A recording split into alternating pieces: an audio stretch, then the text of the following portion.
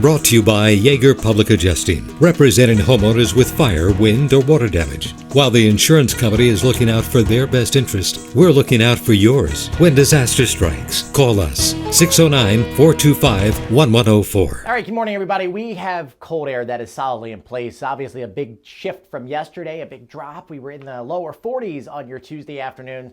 Today, 20s and 30s, pretty much the same story tomorrow. We still have a very strong storm signal coming our way for this weekend. There are minor shifts back and forth, and I'm going to be completely honest with you. We don't know what the eventual snowfall totals are going to be.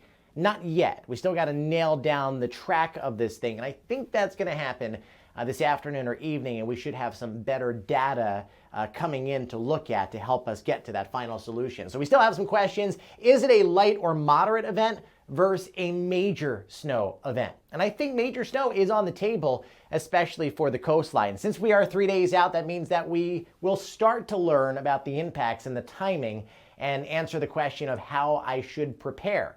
The timing of this is pretty simple. Regardless of what track wins out, it's going to be a late Friday thing, wrapping up by Saturday afternoon. We're still looking at that two storm track scenario. One would be a little lighter with the axis of the trough in a neutral tilt. That means the low is able to be farther off to the east and give us some lighter snow across most of the area, with perhaps some moderate to heavy snow at the beaches. Now, conversely, this is what the European has been printing out run after run since, Monday night?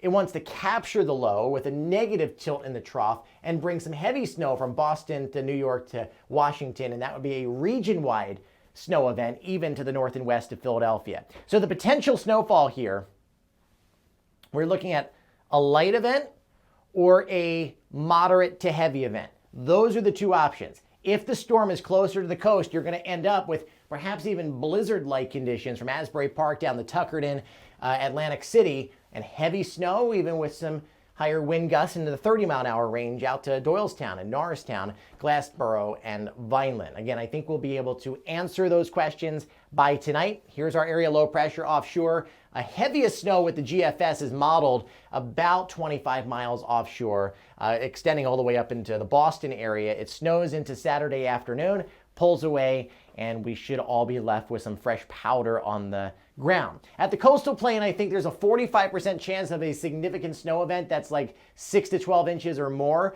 A moderate event would be a 35% chance, and I really don't think we're going to see a light or nuisance event. Add up those totals, about 20% chance of that happening. Now, closer to Philly, the Philly metro area, most of mainland South Jersey, west of the Parkway, I got us at a 25% chance of a significant snow event, 40% chance of moderate snow, and a lighter event, there's a slightly higher chance at like a 35%. I think the I-95 corridor is like right on the line of 1 to 3 or 3 to 6. And again, I think we're going to be able to answer that question finally by tonight.